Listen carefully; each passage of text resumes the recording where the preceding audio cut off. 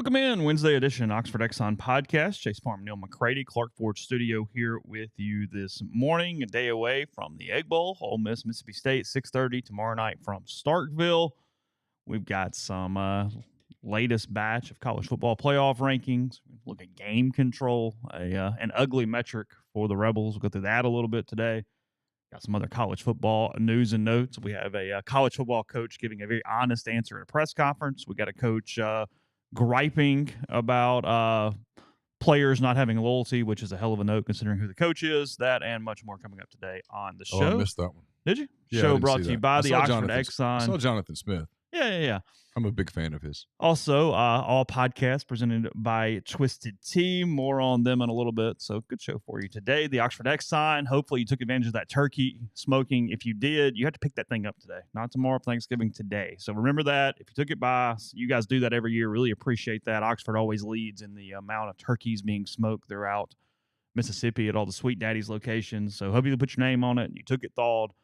Pick that bad boy up today. While you're in there, stop in the beer cave, get some beverages for Thanksgiving. And you got to be around family. You got to be around a lot of people that you don't always like or you get tired of or you just need a minute. Beer cave might help you out with that. The Oxford Exxon Highway 6 West for that. And again, coming to you from the Clark Ford studio.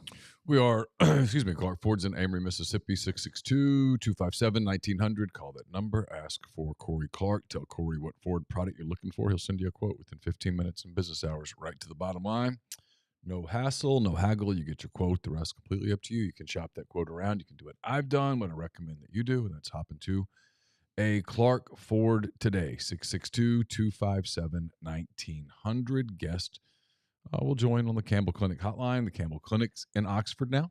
It's 2608 South Lamar Boulevard, Suite 102, just across the street from the cottages at Hooper Hollow. The Campbell Clinic provides full-service orthopedic care, everything from sports medicine to foot and ankle surgery to spine and total joint care to pediatric orthopedics, physical therapy, and more. To book an appointment, go to campbellclinicoxford.com or call 901-759-3111. Walk-ins are always welcome at the Campbell Clinic, Monday through Friday, 7:30 a.m. to 4 p.m. It's a speed bump for a reason.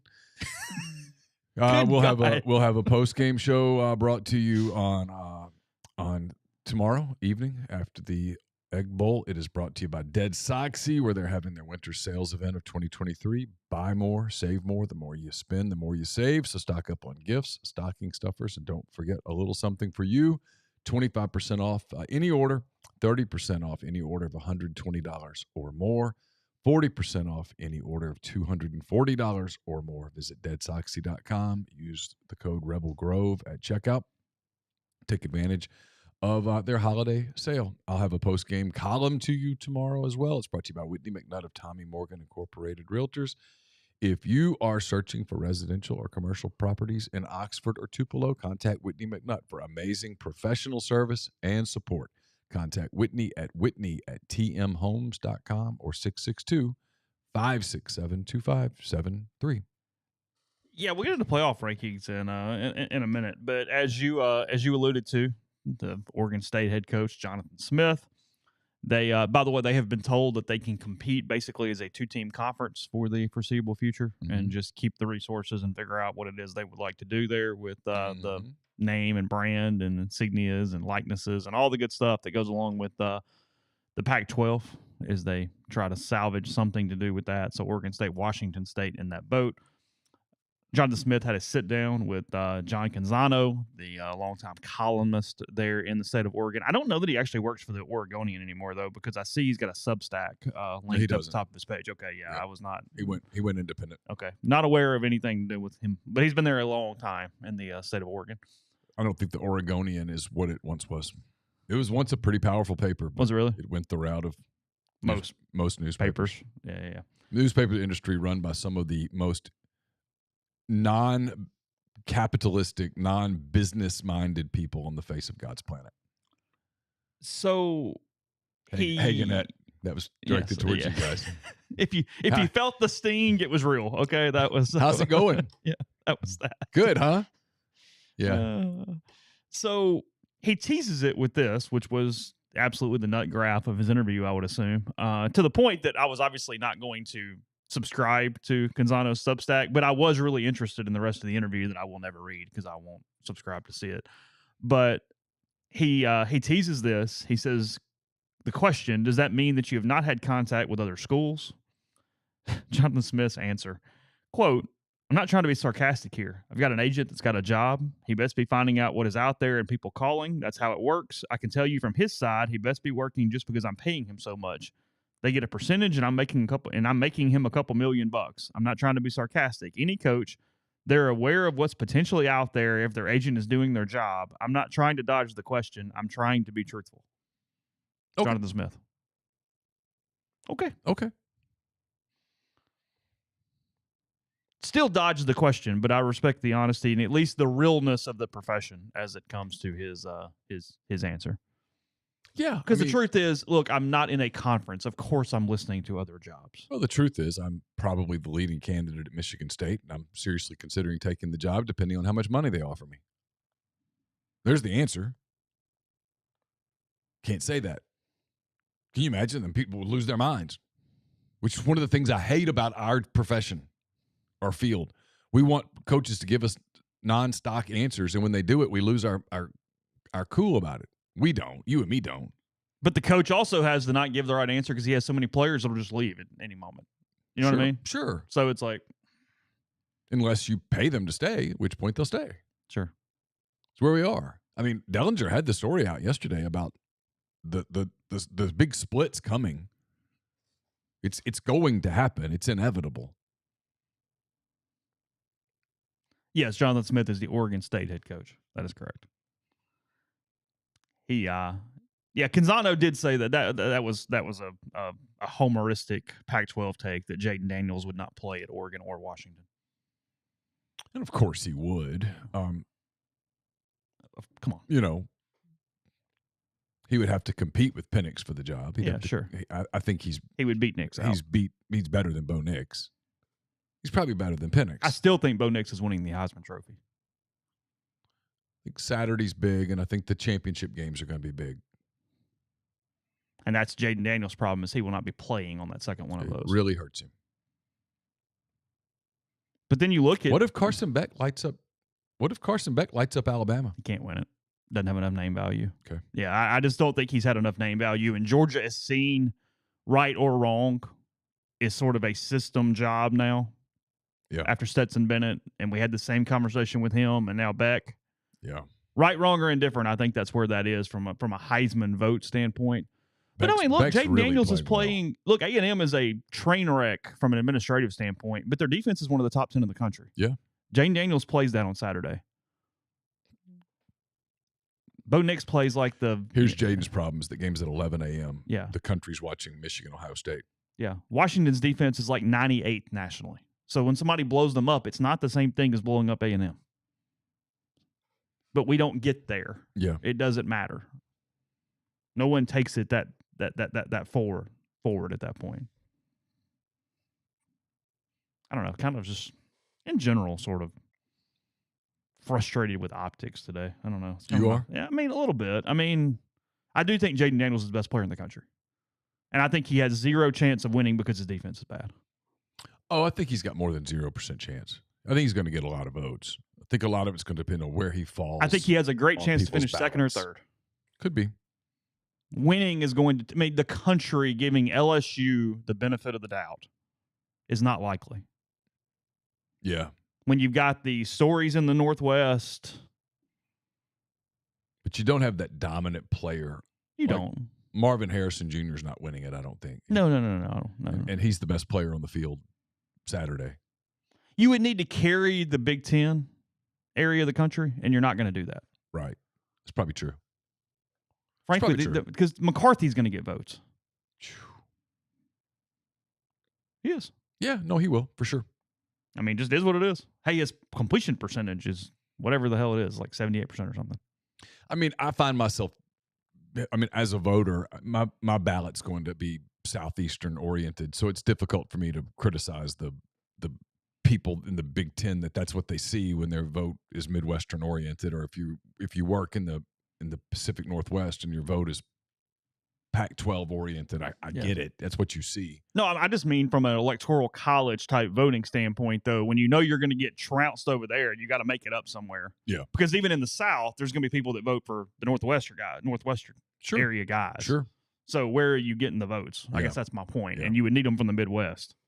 And I just don't think that's I don't think the Ohio and Michigan and Indiana areas, you know what? The LSU quarterback, we're going to hype him up right here. Sorry. Yeah, and they won't see the A&M game because they'll be watching Ohio State, Michigan. Correct. Yeah. Yes, no matter what happens there. So the latest rankings come out last night. Georgia, Ohio State, Michigan, and Washington, 1, 2, 3, 4. Washington replacing Florida State at that number 4 spot, but clearly Florida State is still in decent position considering Michigan or Ohio State have to lose on Saturday to move up. So really the top 5 are controlling their own destiny, I think, in this way. Oregon can still get in at 6, obviously, because they would have a chance to knock off teams moving forward as well. And then anybody 7 or later needs help. That's Texas at 7, Alabama at 8, Missouri 9, Louisville 10, Penn State 11, Ole Miss 12, Oklahoma 13, LSU 14, Arizona 15. Arizona's done a hell of a job turning this thing around. Big time. 15 with a loss in Starkville. I'm sure they'd love to have that one back. Because they'd be about 11 right now. They'd be in great shape. Yeah, that'd be a whole different deal. I'll give you one as we have this conversation about rankings and all this stuff coming up. Well, I'll tell you what scared me a little bit at the bottom of this as a reporter who is going to have to talk about an Access Bowl game potentially if Ole Miss gets one moving forward. That number 25 spot scared me, Liberty. I'm worried about an Ole Miss Liberty Peach Bowl. Ugh. Because Tulane's at 23, Liberty's at 25. Tulane's not playing overly well. Right. Now, is it possible that SMU would jump everybody? I don't know the answer to that. But Liberty cracking into that poll, and on December 1st, if they win this game, they play New Mexico State. Mm-hmm. And New Mexico State right now is seen as this trendy team because of the way they dismantled Auburn last week. I'm a little concerned that a Liberty win over New Mexico State on December the 1st throws the Flames up as the top Group of 5 team. Oh. I'm just kind of looking down bracket a little bit, but that would put Ole Miss, if Ole Miss got an Access Bowl, in line to play a Group of 5 potentially, at least in the pool, because again, they can't play Tulane, but they could play Liberty if Liberty jumped. So not something to focus on, not worth more than I'm saying right now, but just keep an eye on that. I actually thought that 25 down at the bottom was kind of substantial for Liberty. And there's no scenario where a Group of 5 doesn't get in? No, they are in. Even if they are not ranked in the top 25, they put one in. They have to rank them somehow. Stupid. So just... I mean, what was the impetus for that? Got to have one for the little guy? Yeah, when Why? Cincinnati got in the year and whatever. Stupid. I hate all that political correctness crap. Get the best damn teams.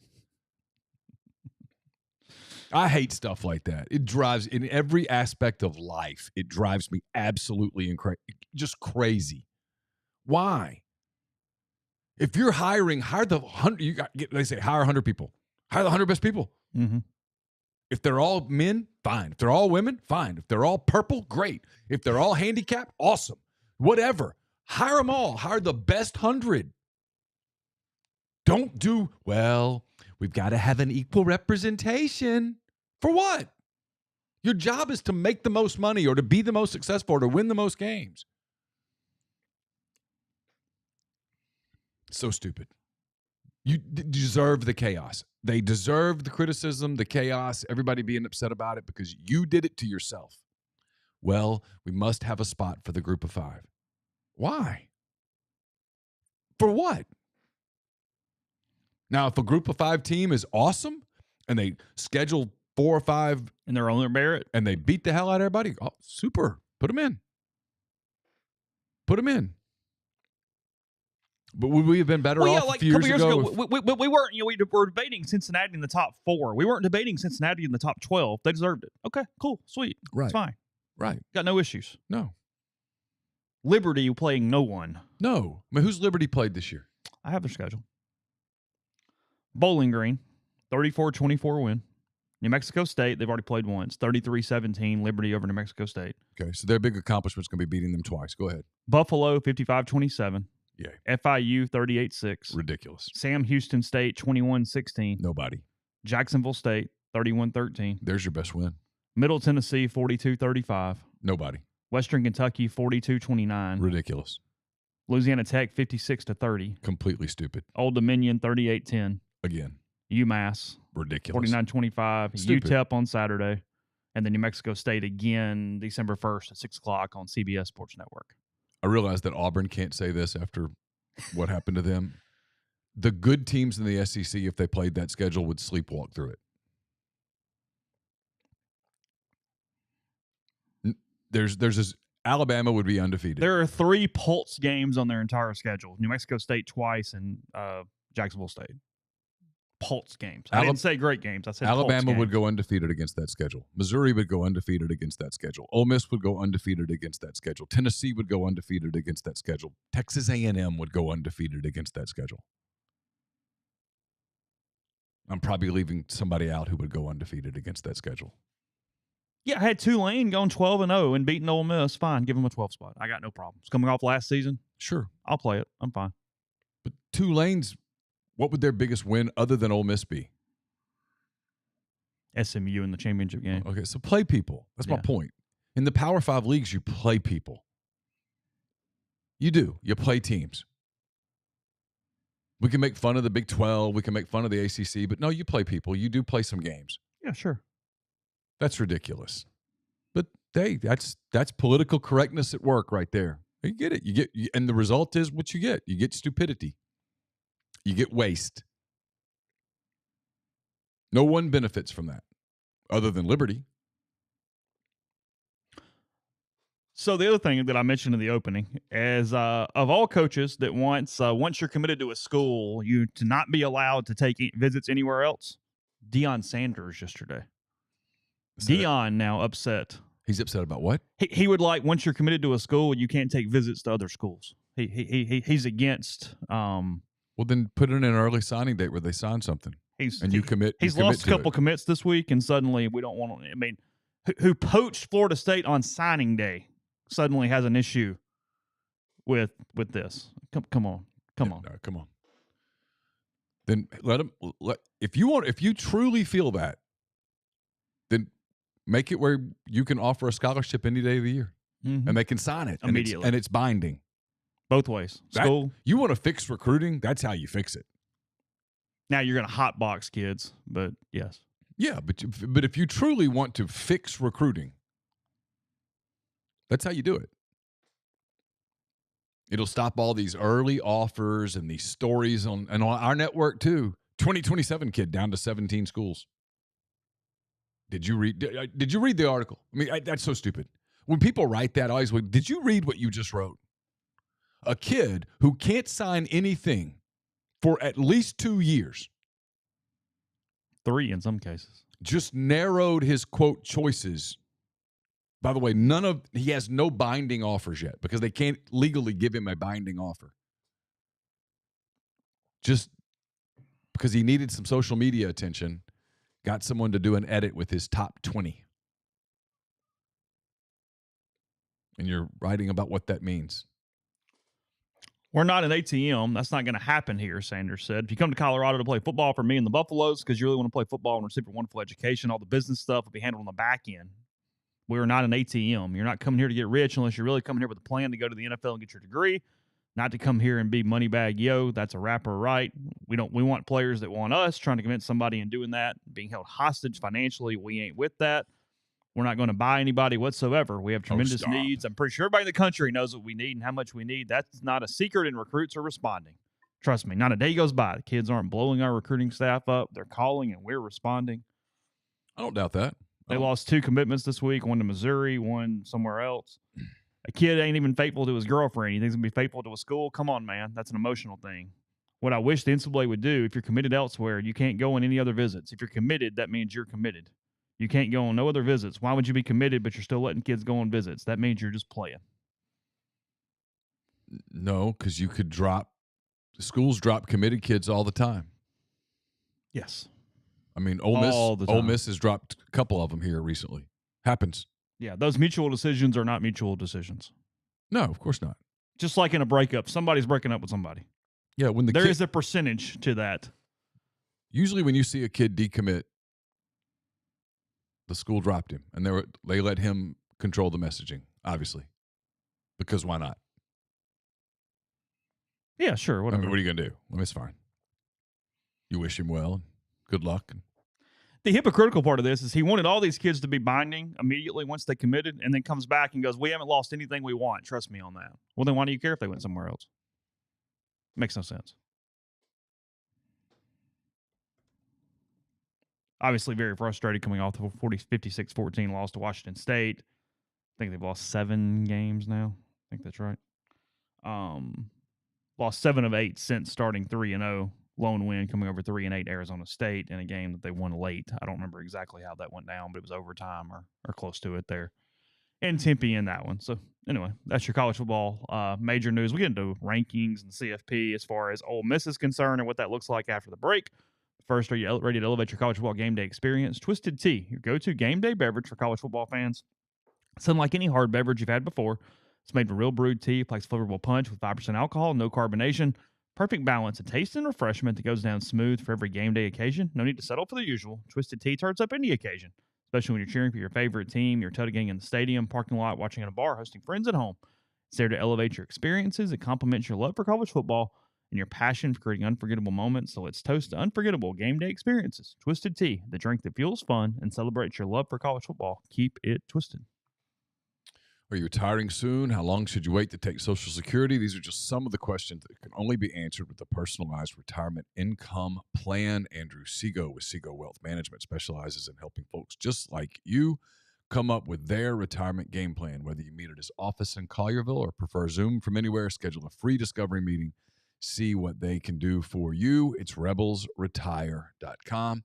Brought to you by Comer Heating and Air, Southern Air Conditioning and Heating, different names, same great people, products, and services. If you live in Oxford, Batesville, Tupelo, or the surrounding area, call Comer 662-801-1777.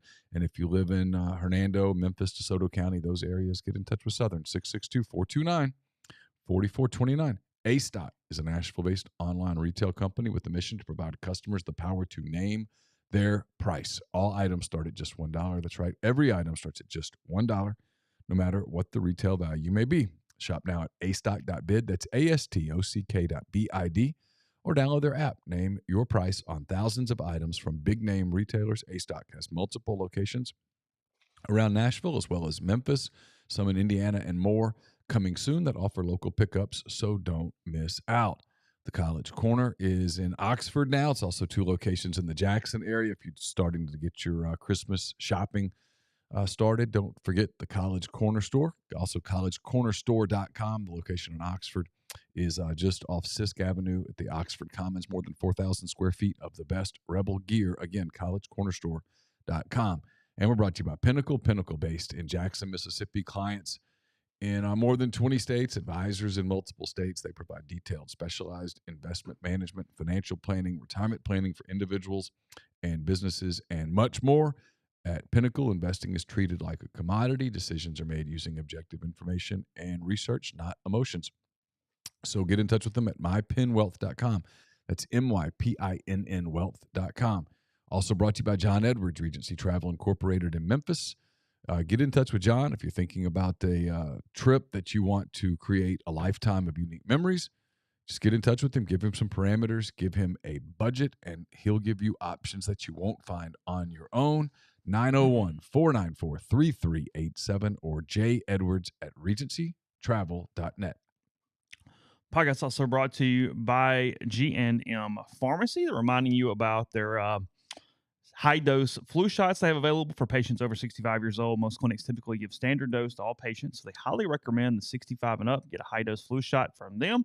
They also have the RSV vaccine for anyone who needs that, and those are by appointment, which makes getting in and out super easy. So just give them a call to schedule 662-236-2222 for G&M Pharmacy or 662-252-2321 for Tyson Drugs in Holly Springs. So looking at Ole Miss's situation, kind of a reminder here from an Access Bowl standpoint, if Louisville is ahead of Ole Miss in the rankings, they need to be in the top 11 of the college football playoff rankings to get in a bowl, in an Access Bowl.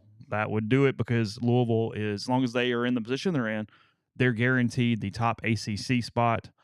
that is not in the playoff. Now, here's the catch on that. If Florida State's not in the playoff, then Louisville could fall below Ole Miss, and you just need to be in the top 11. See what I mean, Neal? The ACC would get 2 if Florida State fell outside the top 4. Right. And Louisville's in the top 11. What if Florida State lost to Florida and to Louisville? Well, I guess to make it simple, the top ACC team is not in the that's not in the playoff is guaranteed an Access Bowl. Correct. So, yes, there is a way. I guess my point is, let's do it this way. If there's only one ACC team ahead of Ole Miss in the playoff rankings, they need to finish in the top 11. Okay. If there are 2, and one of those is in the playoff, well, no, period. They need to finish in the top, whatever, 10 or 11. Does that make sense? Is it 10 or 11? Well, it depends. Okay. If Florida State falls out of the playoff but remains in the top 11, then they get in the in the thing, and Louisville would have to just be ahead of Ole Miss and in the top 11 too to get an Access Bowl. But if Louisville was at 12 and Ole Miss was at 11, but Florida State's not in the playoff, then Ole Miss just has to be in the top 11. Right. Okay.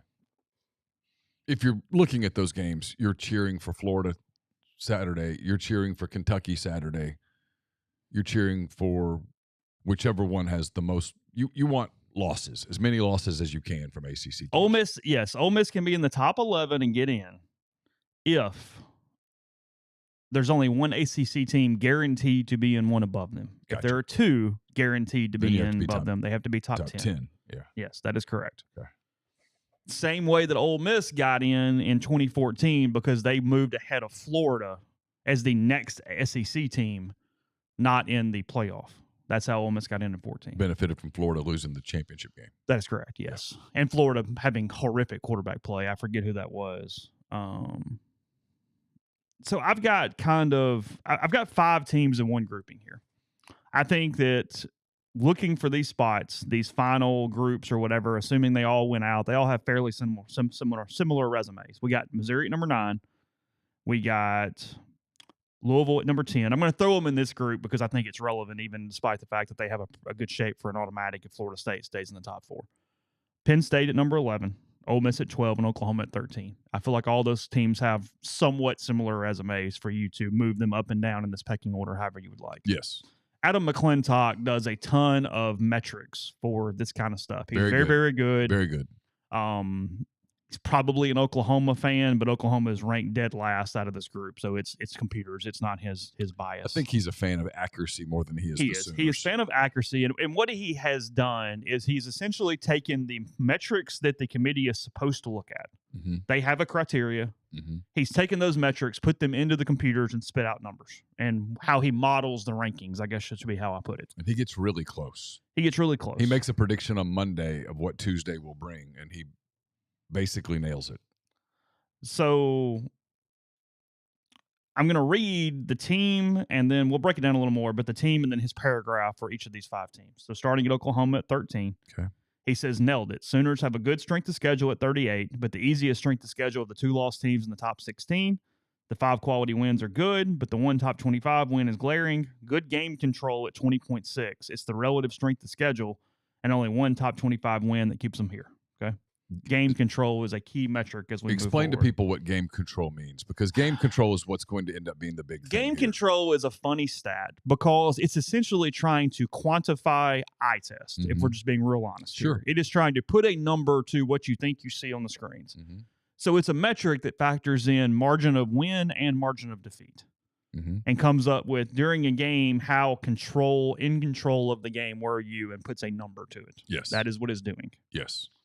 It's a debatable stat. Do whatever you want with it, but that's what it is. Oklahoma has a game control of 20.6. The higher the number, the better. Okay. Oklahoma. What? Watch this. Listen to this. He slowed down. Oh, he slowed down for that one. Yeah, he got that flying over the first one. He hit the. Was that construction? Yeah, cars all over the place. It's holidays. So stupid. Ole Miss at 12. Strength of schedule, by the way, here's Ole Miss's metrics. Strength of schedule is 9. Oklahoma's was 38. Yep. Strength of schedule 9. Quality wins 5. I don't know what they consider a quality win. I assume a team that's 500 or better, but I have no idea. probably somewhere in the top 50 or whatever Yeah, it is. but they have 5 quality wins for Ole Miss, Yep. 2 top 25 wins, Tulane and LSU. Mm-hmm. Game control 12.7, which is the lowest of the group that Right. I am discussing. Right. And he had them modeled at 12. Yep. Spot on. Where the Sooners' resume was short on strength of schedule and top 25 wins, Ole Miss's resume is lacking game control. The blowout loss to Georgia is looming large in the committee's mind as well as the model. We'll get to it in a minute. What's hurting Ole Miss is a 14-point loss to Bama, a 35-point loss to Georgia, and then some of its wins, Auburn, Texas A&M, Arkansas. They haven't LSU, blown anybody out. Are all close wins, including games that in the fourth quarter they trailed. The Tulane game, they were tied going into the fourth. The Arkansas game, they trailed in the fourth. LSU, they trailed in the fourth. Texas A&M, it was a 3-point game. The Auburn game, Auburn ended up closing and making it a one-score final. All of those things are hurting Ole Miss in metrics. Now, what is happening, in my opinion, I think they are focused too heavily on game control because they're almost delegitimizing wins and losses in favor of game control. Because when you talk about Ole Miss, what are 2 plays that stick out in my head that has changed their numbers that I think puts them in 2 or 3 spots different in rankings, my opinion, based off his models? Okay. The pass to Zachary Franklin against Auburn, that if he catches that, they probably jump up by 2-3 scores there. Yeah. They blow that game out. And then A&M on the, obviously, touchdown on the reversal on the field goal. Right. Those 2 plays change Ole Miss's game control by 5 to 7 points, I would assume. Yeah, because Missouri, for example, is really benefiting from a couple of things. One, their loss to Georgia was just 9 points. And it didn't kill them on game control because they were in it and late. Yeah. And then they turned around the next week and just beat the brakes off of Tennessee. They did.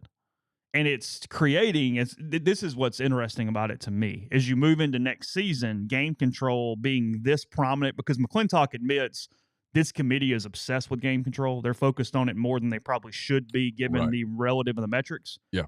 It is going to put people in positions to run up scores next year. Mm-hmm.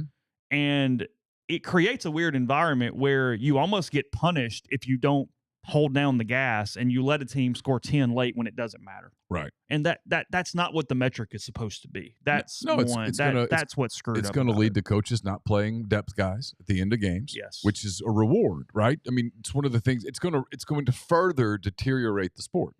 Because one of the things that you want is you want to see the kids who practiced all year come in and play, right? The end of the ULM game. You want to see guys that have, think about how much work those guys have put in and they haven't gotten to play. And now they get to go in. Mom and dad are in the stands. Their girlfriends in the stands. Their brothers and sisters are in the stands.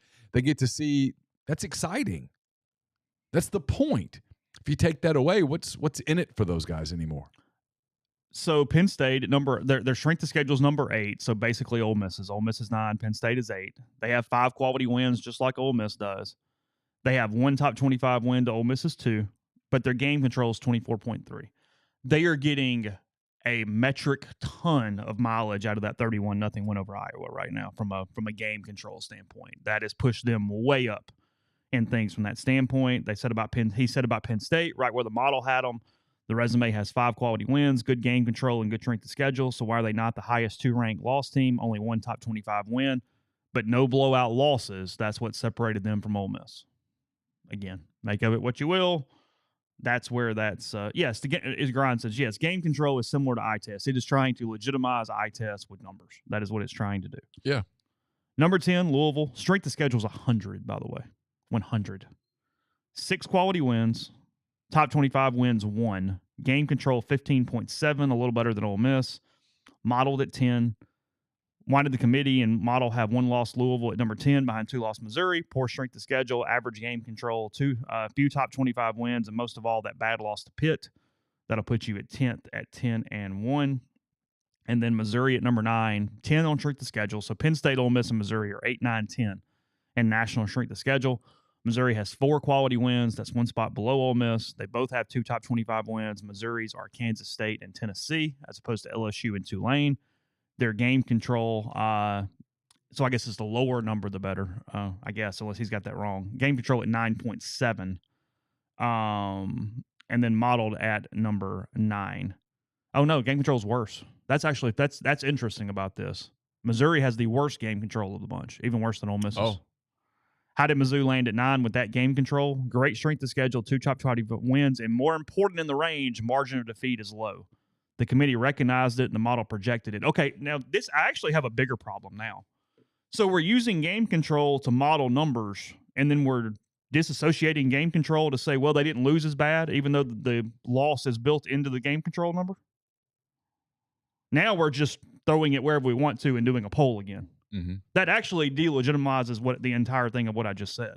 Say it again. Frankly, including McClintock's model, because if game control is margin of defeat and margin of victory, and Ole Miss has a better game control number than Missouri, and the Georgia loss is factored into game control, to then turn around and go, Missouri's at 9, Ole Miss is 12 because the blowout loss wasn't as bad. Well, you've already metriced that into a number where Ole Miss came out higher on the stat. Yeah. Now we're doing the recency bias off a poll again. I'm clearly not smart enough to understand all of it. I mean, does that make sense? It does. I'll be honest. This is one of those stories that I know I'm supposed to get passionate about it. I just I hear this and I'm like, they're going to do whatever the hell they want to do in that room. I go back to that. I keep going back to what I basically believe, which is at the end of the day, next Sunday? Yeah, it's next Sunday. Next Sunday, they're going to do what they want to do and what the Bowls want. That's what I believe. And so I'll be honest, I'm having a difficult time getting particularly worked up about it because I think they're going to do whatever it is they want to do. But I don't think they're bumping a 12-9. No, with no games played. They can bump a 12-11. They can bump an 11-10. I mean, Missouri's in if they beat Arkansas. They are. It's going to come down to Ole Miss or Penn State, and one of them's going to get left out, assuming they both win. Assuming Ole Miss beats Mississippi State and Penn State beats Michigan State, one of them's going to get left out. If you're Ole Miss, you better cheer like hell for Tulane to beat SMU next week. I mean, you better buy all the wave gear you could possibly have. That helps you. Well, you don't have it without it because you don't have a second top 25 win. So I guess it's just I just keep coming back to there's a lot of games left to be played. These things typically work themselves out. For whatever reason, the committee has always gotten lucky. They are a horseshoe up your, you know what, always have been. It's always worked out for them. And then in this case, if it doesn't, well, it didn't work out. One of the Power 5 teams is going to get left out because at some point you refuse to put your foot in the ground and go, this stupid group of 5 rule is dumb. I'm not signing off on it. Because you could have said, no, we're going to move forward without the group of 5. Screw them. Yeah, you have 13 teams that have legitimate arguments right now. You have 13 teams for 11 spots, counting the group of 5. Yeah, and some of it's going to work itself out. Somebody's going to get upset. Upsets are going to happen. Somebody's going to get upset this weekend. You mean losing, yeah. Not frustrated. Yeah. No, they're going to lose a game. Whether it's Ole Miss to Mississippi State or Missouri to Arkansas or Florida State to Florida or Louisville to Kentucky, or someone's going to get beat this week. It almost always works that way. And I'm not really passionate about it. I don't like you telling me these are the numbers, then you just ignore the numbers. Sure. That's what's bothering me. Of course. But because again, we're just doing a poll again. But you could be completely safe from this right now if you hadn't done the group of 5 thing. I keep coming back to that. Do you really believe? Is there anyone who honestly believes that Tulane is one of the, or SMU or Liberty, take your pick, is one of the 12 best teams in college football, and that if they played a Power 5 schedule, that they would have a record anything resembling what they have today? Of course. Is there anyone who believes that? Then why are we doing it?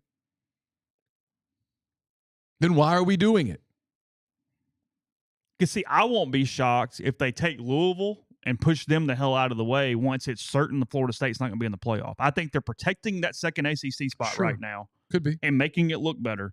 Because Louisville's schedule there's nothing on that schedule that says they're better than Oklahoma, Ole Miss, Missouri, or Penn State. Sure. Their strength of schedule is 100. Sure.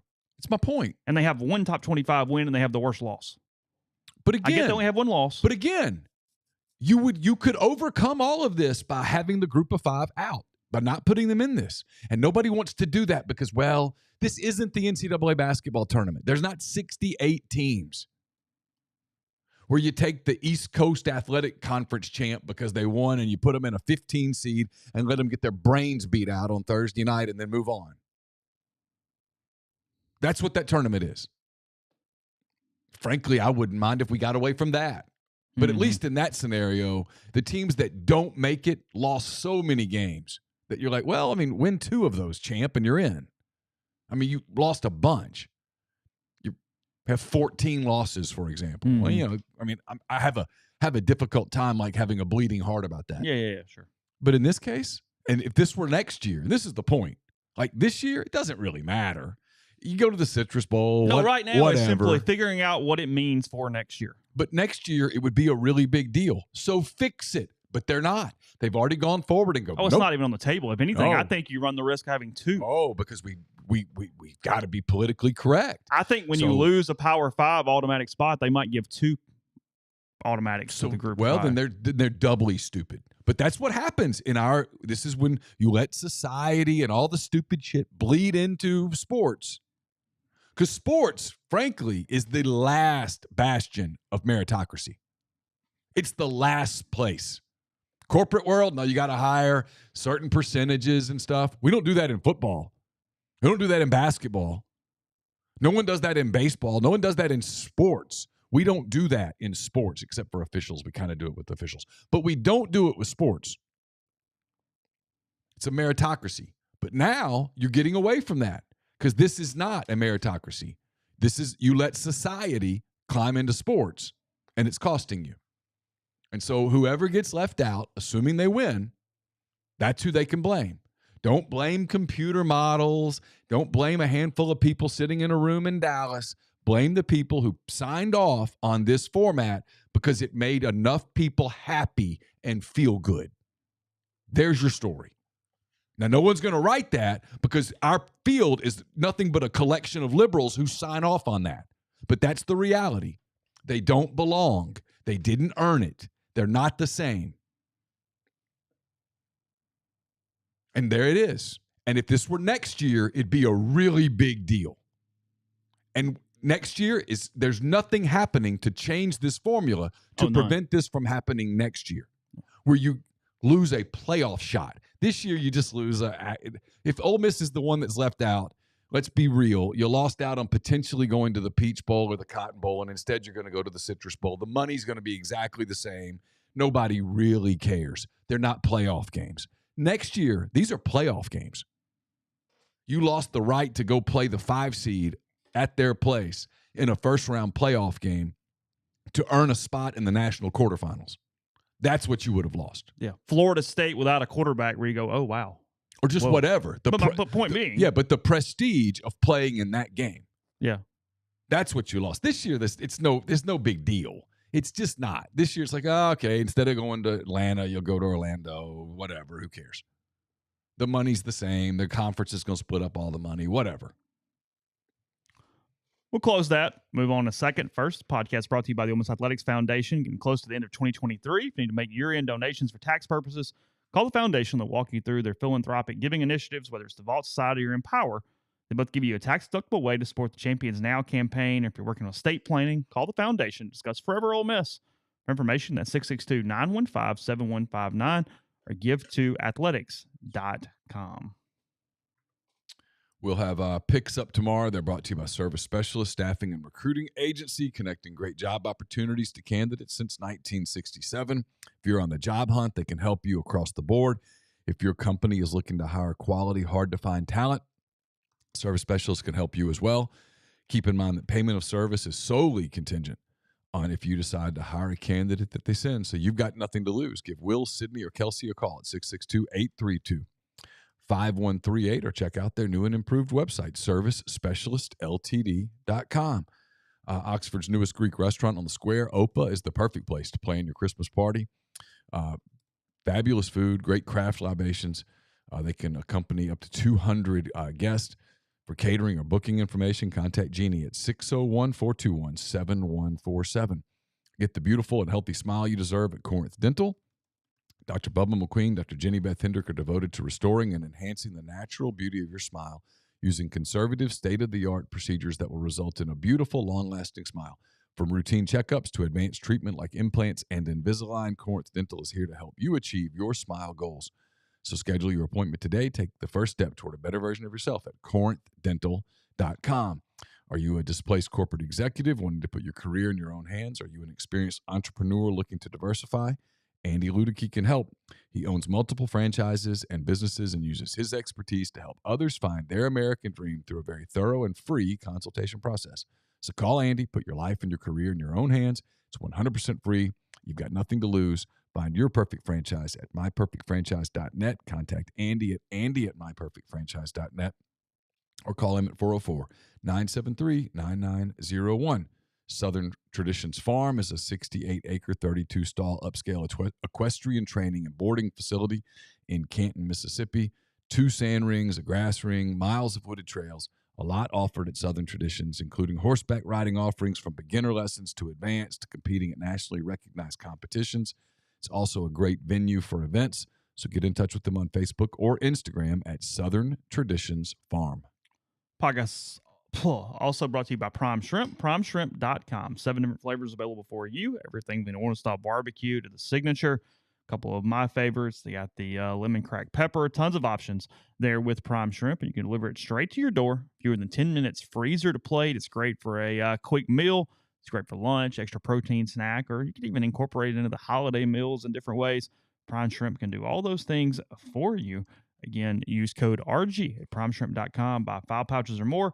And when you do that, you get 25% off. Again, that's 25% off with code RG at primeshrimp.com. And then reminder that if you missed out on getting a pair of the Air Force One Kiffin shoes from the Grove Collective, here's your chance to do one better. Style Assembly, a women's boutique on the squares, partnered with the Collective to offer a pair signed by Lane himself. You can enter to win 2 different ways. You can go to shopstyleassembly.com, purchase a raffle ticket for $25, or make any purchase on the site or in the store, including gift cards. Each ticket and purchase counts as an entry. There are no restrictions on the entries. 100% of raffle ticket sales plus 10% of all merchandise sales given directly to the collective. Use code RG15 at checkout to get 15% off your order. Also, enjoy free shipping on orders over $150. Discount does not apply to raffle tickets. So knock out some holiday shopping while supporting the collective's NIL efforts. That's shopstyleassembly.com, 203 North Lamar. Ask for Kate, and she'll personally help you out. I mean, think about it. What Final Fours do you really love? If it's Duke, Kentucky, Kansas, and North Carolina, are you in? Well, of course. You want to see the brands. No, we always said this. After the first weekend, when Cinderella's fun, just give me the best teams and let's play it that way. Of course. You'd think that they'd figure this out. I completely agree with you. I just think it's dumb to not also get it right. I guess that's my point. Like, if we're going to throw out the whole process and just throw the whole damn process out and do a poll or a BCS system with that's computers. Basically what they're going to do. But then call it that, I guess is my point. They can't. I mean, welcome to my world. I mean, that's the way I think about a lot of things. Why don't we say a lot of things are the way they are? Hey, we're using all these metrics, but what we're doing is finding a metric to justify what we just think. Nobody speaks truth. You know that. I mean, it's nobody speaks truth anymore. You don't do that. You come up with all these BS reasons that you do these things, and the truth is you did it because we have some policy that required that we do it that way. Then say that. Yeah. Did you see with the speaking of the Hawkeyes, we'll talk about it in a good bit because it does look like, at least for now, that's who Ole Miss is going to play in the Citrus Bowl, assuming that games play out anywhere near scratch. See what their over-under is this week? It's like 25, 23. 26.5. 26. 26.5. I mean, they're playing a team that doesn't score much, that's pretty good on defense. Despite all these unders, Iowa is dead last in the country in hitting overs. Yeah. They are the most under team in the country, even despite the numbers coming down to where they're coming down. I mean, if you had to bet today, Nebraska scores how many points against Iowa? 13 or less, for damn sure. I'd bet like 10. If you had to bet today, that means Iowa scores what? 12, 13 points? Under. 71 teams in the country average more than 26.5 by themselves. Yeah. I know we spend a lot of time on it. It just sort of fascinates me because they win a lot of games and they bog down and play defense to such a level. It's not even necessarily the points given up. It's the points given up despite how much they're on the field. Yes. It's like watching a car wreck. It just sort of takes my mind in places I go, wow. They are remarkably good on defense. And they play field position better than anyone in the country. For all the jokes, the punter's terrific. not just at booming the ball, but on placing the ball. He's very, very good. They're very fundamentally sound in those two areas. And it shows. It's remarkable. I mean, the Broyles Award should not even be a competition. No, it shouldn't. You should just hand it to him. Does he have any head coach smoke ever? Or is he just happy and cool? I've never heard his name, so I'm assuming that he just likes doing what he does. If you're Iowa, would you consider the promotion when Ferentz is gone? Yeah, I don't know enough about the guy to know whether he's that kind of personality. Can he recruit or whatnot? But he can certainly coach defense and evaluate defensive talent. They put dudes in the NFL on that side of the ball just about every year. Mm-hmm. Eagles Chiefs from Monday night got a 29 million number, which was the most watched football game of the year. It is the most watched Monday night football game in 27 years. In 1996, in November, the Cowboys Packers got 31 million on Monday Night Football. So most in 27 years are there for that number. Is that just the ESPN number? Does that include the Manning cast and everything? That includes the Manning cast. Okay. That is 3 different metrics, but the number was even really large on ABC alone. And then because ABC from a traditional metric got 15.5, we got right at 12 on a simulcast on ESPN, and the Manning cast pulled in a few million. So whatever that number ended up being, somewhere in there. I actually watched the Manning cast for whatever reason. I think because I just got on that channel and didn't feel like flipping. Oh, really? But it was fine. I find them entertaining sometimes. Yeah, sure. They're fine. Yeah, I got no issue with that. It's lost its novelty, I guess. But it's in a bad way or a good no, way? I mean just you're used to it now. So it's not as like, oh, well, who are they going to get next? But it was good. I enjoyed it. It was fine. They had Mark Wahlberg on. Did they? And he didn't appear to really want to be there. Oh, really? Yeah, it was kind of interesting. And then they had Caitlin Clark on. And she was actually pretty good. She's a big Chiefs fan. Oh, is she? Yeah. Okay. Yeah, I did not watch any of that this week. I just watched. I sort of forgot about it, but I only saw the traditional. NFL's king, though. That was a huge number. It remains the king.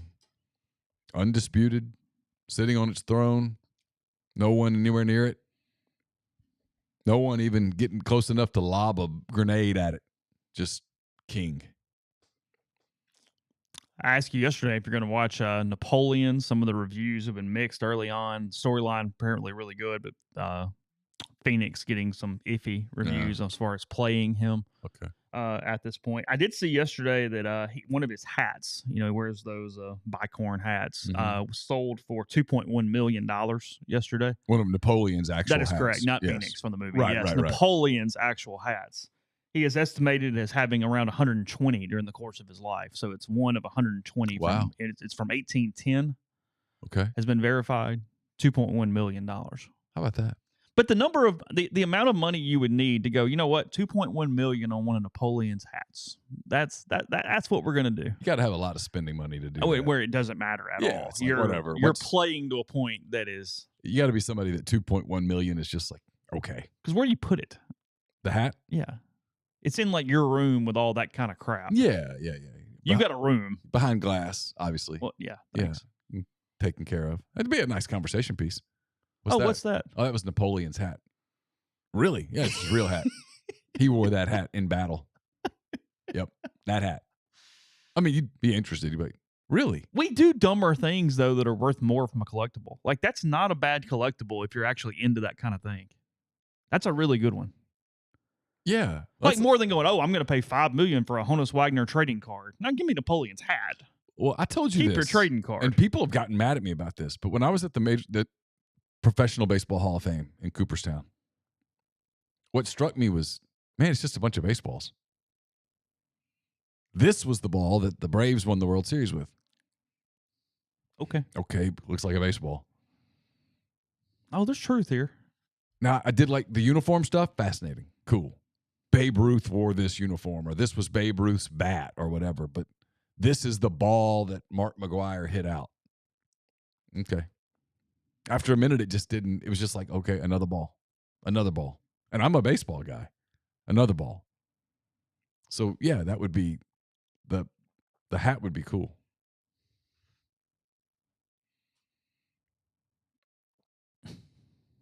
Does baseballs, I'm thinking, just rows of baseballs. Do I have a way to mentally make that interesting, or no? Because obviously a baseball did it. So okay, there are people that do obviously that. Oh, well, wow, I mean, look even at the that. busts and stuff. Okay, read about them. Fine. Yeah. I mean, the uniform thing was really cool to see how uniforms progress. I like that. Like Yeah, Babe Ruth's uniform. I was interested. But beyond that, yeah, just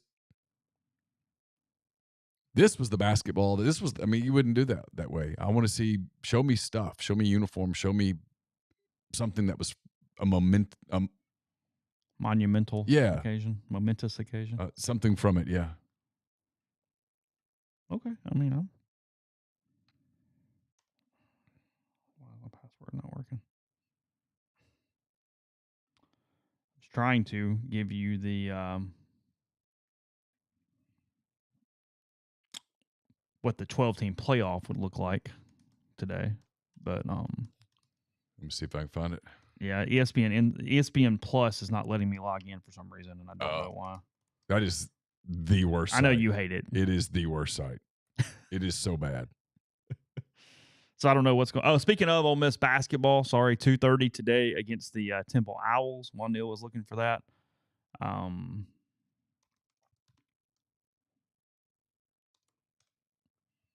Temple so far this season. Let's see. Let's get that up. I know it's bad pod. Give me 1 second.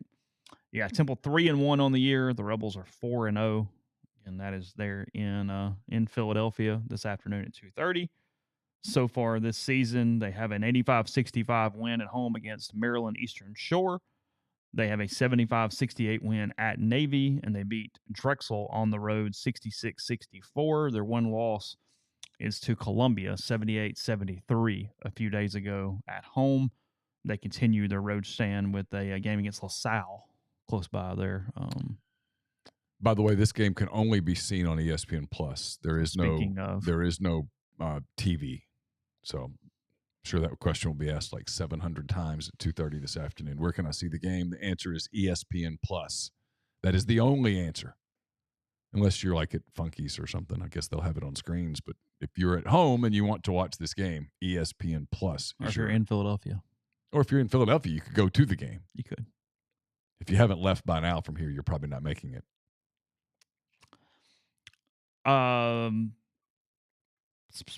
Tennessee got beat last night by Purdue. Is that correct? In the Maui Invitational. Good game, close game. I think Purdue pulled it out. They played Marquette in the final today. I did not watch any. I think that's right. Marquette knocked off Kansas last night. So a 12-team playoff would look like this today. Okay.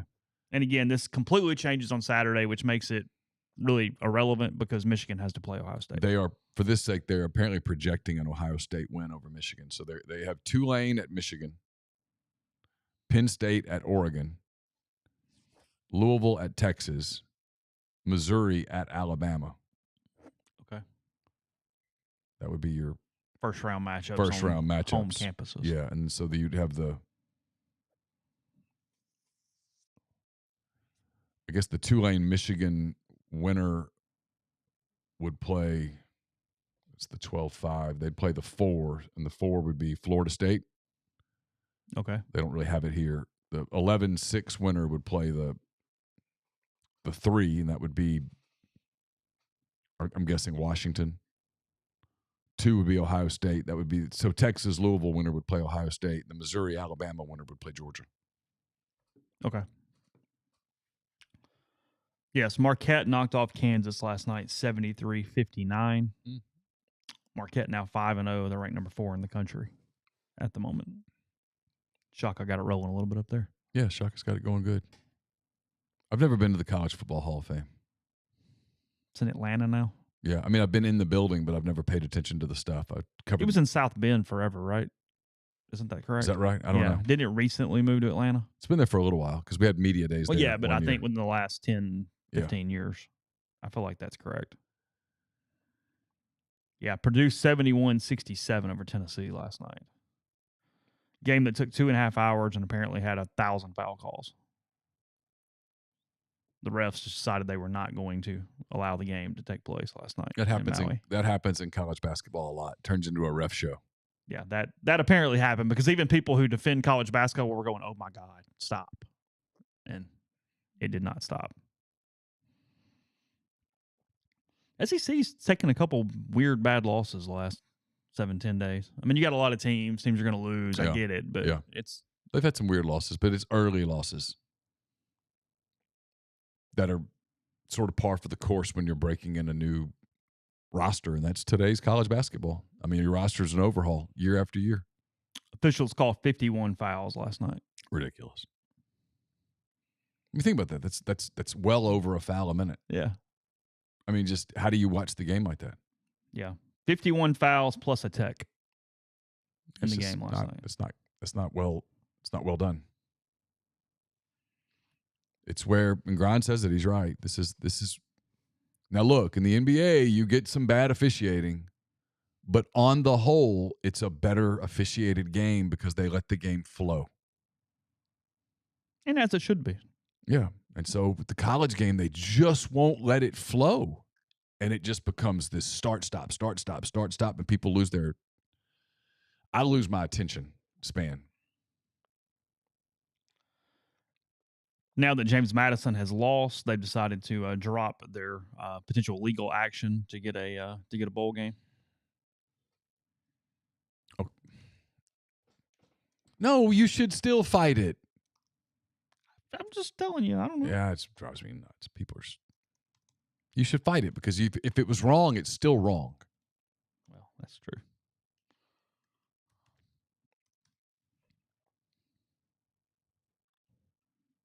Yeah, there's a lot of difference in talent, but it goes beyond that. It goes in the way they let them play. I guess my point, professional officiating should be better than college officiating. It should be a trickle-down effect from an officiating standpoint. That's not... But the NBA's done some goofy stuff with officiating that people have noticed. Oh, really? Yeah, you start doing the PC stuff and get away from, hey, let's just have the best officials on the floor. It's a hard job. So are they playing some of the games in this tournament thing and then having some regular season games and then coming back to the tournament? I don't know. The NBA thing. Oh, yeah. The in-season tournament. No, the in-season tournament is just part of the regular season. So the games count regular season too. Yeah, of course. But you're playing certain teams, so your schedule technically changes as you progress through the tournament. Only if you get to Las Vegas. Well, okay, but nonetheless. No, the schedule's set. An in-season games and it's an in-season tournament game's been determined that you play teams. You're in a pod. But then when you get to Vegas, then those are additional games. So they will not count the regular season, and they will be in addition to your 82 games. Yes. Okay. That was my confusion. And you can earn compensation for that. Oh, do you? Yes. So there's a reason to win, sort of. I mean, there's money. Okay.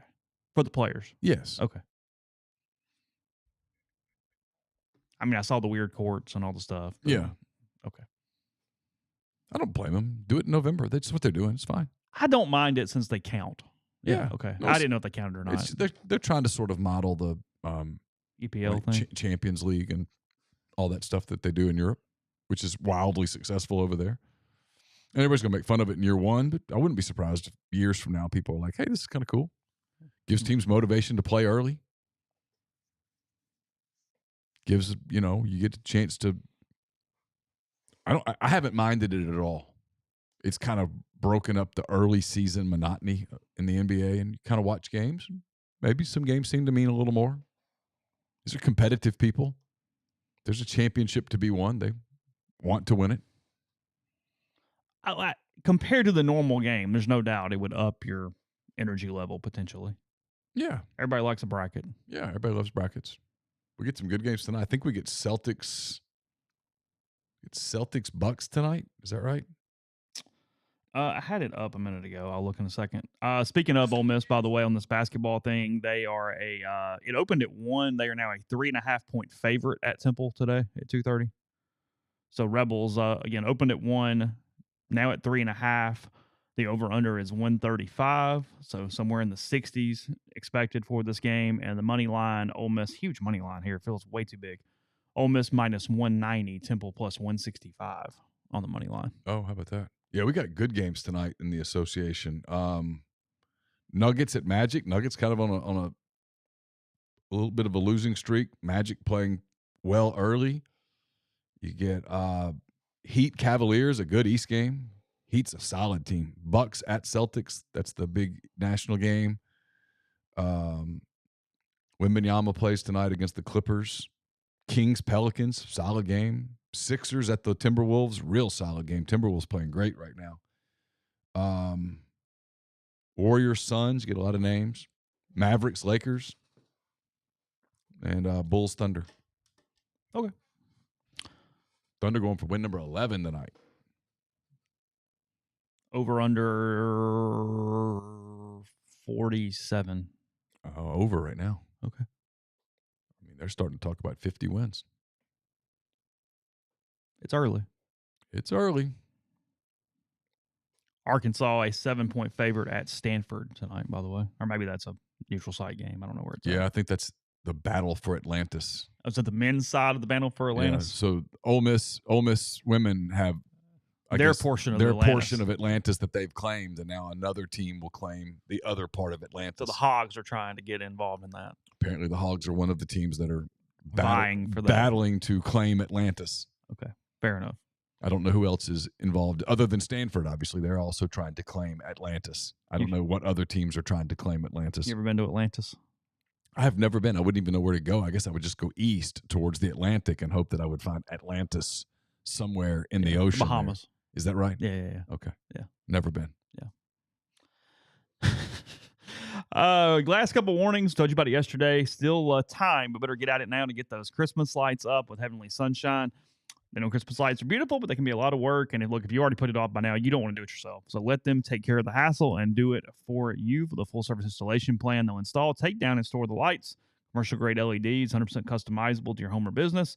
They take care of the lights, might take care of the gifts. They've been serving the Mid-South and Oxford for 4 decades. Full service commercial and residential property maintenance includes power washing, soft wash roof cleaning, facade cleaning, and window cleaning. HeavenlySunshine.com, 662-342-1203. Would you like some peace of mind knowing that your roof is taken care of? Whether you need an inspection, a new roof, or a maintenance program, Riverland Roofing has you covered, home or business. As a GAF Master Elite contractor, they can offer warranties that last a lifetime.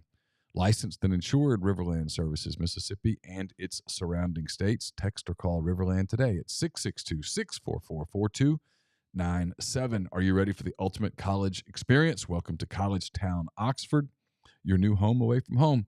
They know you want the best. That's exactly what they offer. No more long commutes or missing out on campus events at Ole Miss. It's right next door to the Ole Miss campus, offering spacious 2, 3, 4, and 5-bedroom cottages, each with individual leases because they believe in flexibility and simplicity.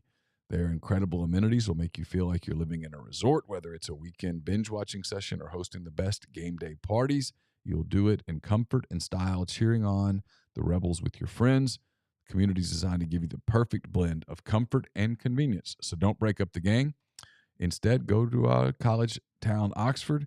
Pick out your favorite floor plan. Reserve it today at collegetownoxford.com. Text their VIP list to become the first to know when their leasing for fall 2024 is open. 662-300-3733.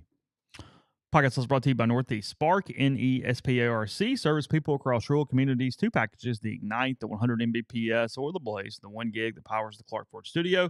Your hometown team bringing you world-class broadband. That's nespark.com, 662-238-3159. Phone service, parental controls, network security, and much more. So again, to get the best internet in Lafayette County, 662-238-3159. Spoke of, by the way, I need to say this because I forgot. Riverland Roofing sponsors Pete's Pigskin Preview. That is up. His look at Mississippi State as we get ready for tomorrow's game. That's up at MPW Digital, as is the Butcher versus the dance instructor, where Greg and Caroline Campbell joined in this week and made their college picks. Campbell picked too.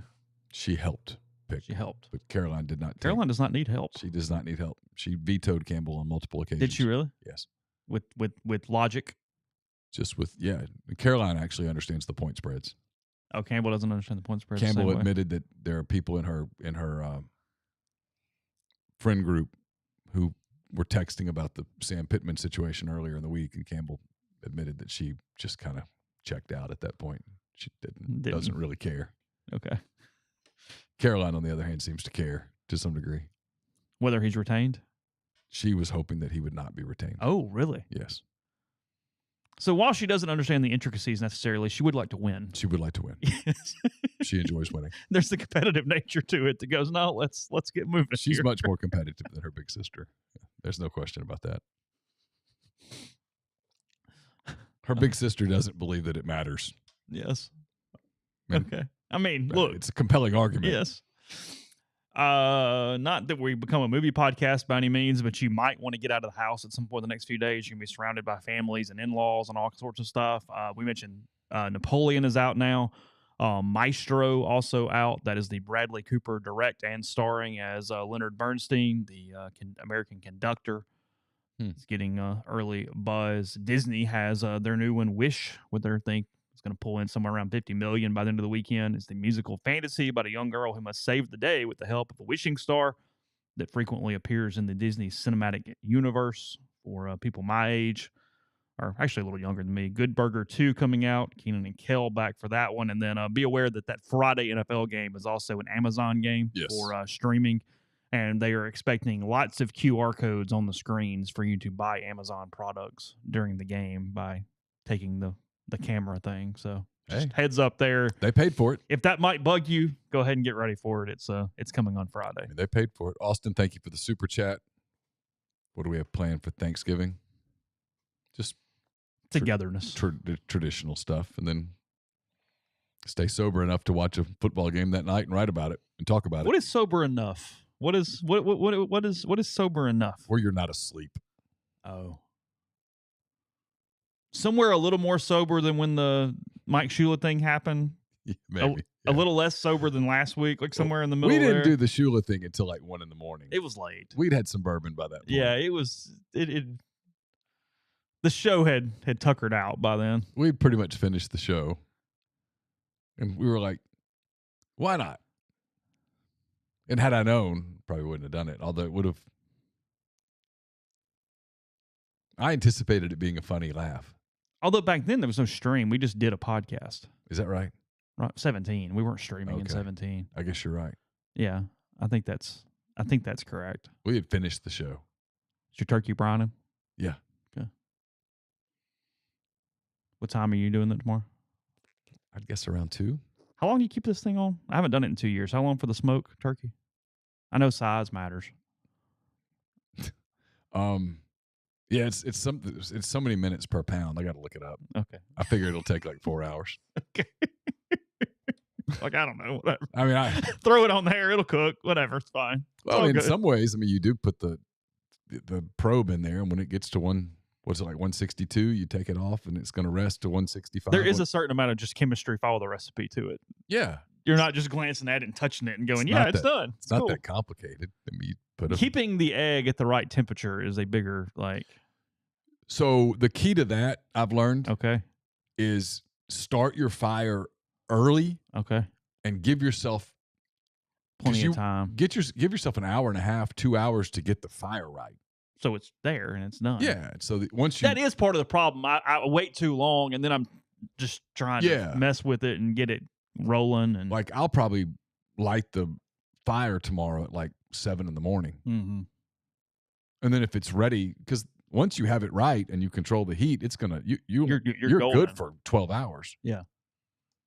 So I'll just take my time and get it right, and then I'll put it on at the right time and let it go. And it's one of those deals. If it's not ready till 2:08, it's not the end of the world. Yeah. You and I both like words. We'll close here. I found this interesting. Oh, I'll get an egg bowl thought in a second. But I found this interesting yesterday. Morning Brew was saying that they were tracking language used by American CEOs in like earnings meetings this quarter. Okay.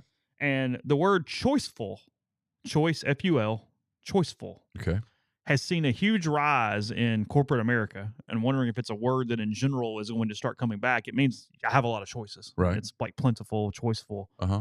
It's actually a 16th century word, so it's been around for 500, 600 years. But going into the year, it was used only 0.002% per million words spoken, not a word that mattered at all in the English language. Mm-hmm. In 2021, it was only mentioned 2 times in earnings meetings by CEOs, 9 last year, and just this week mentioned 15 times. Oh, wow. So choiceful has gotten into the American corporate vernacular and is potentially coming back like that into. word. I don't either. I don't. I can't make myself think of sentences where I would make that just part of my normal. No, verbiage. that would never be a unintentional. Like that would be a word that was just sort of in your menu of words as you were talking or writing. Mm-mm. You'd have to make a point to use that word. Yeah, I think so too. At which point, that's working way that's too a warning hard. sign that maybe you shouldn't use that word. Correct. If I give you one stat tomorrow, what do you want to predict the game? Turnovers. Just turnovers. That's it. Okay. If it's even or Ole Miss wins the turnover battle, it's over. They're the better team. If you told me Ole Miss turns it over 3 times, I'm like, oh, uh-oh, what happened? It's turnovers. What about you?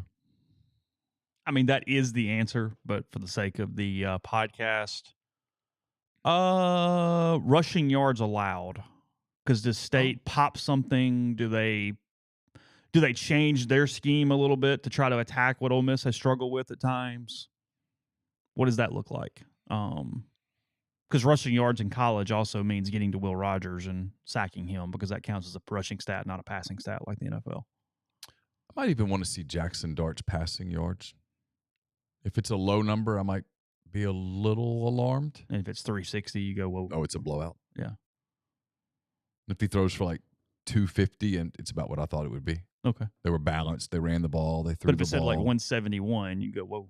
Yeah, I'd be interested at that point. Like, what happened? Just get a little close. Yeah. And I won't be surprised if this is a close game. Ole Miss has a tendency this year to play close games.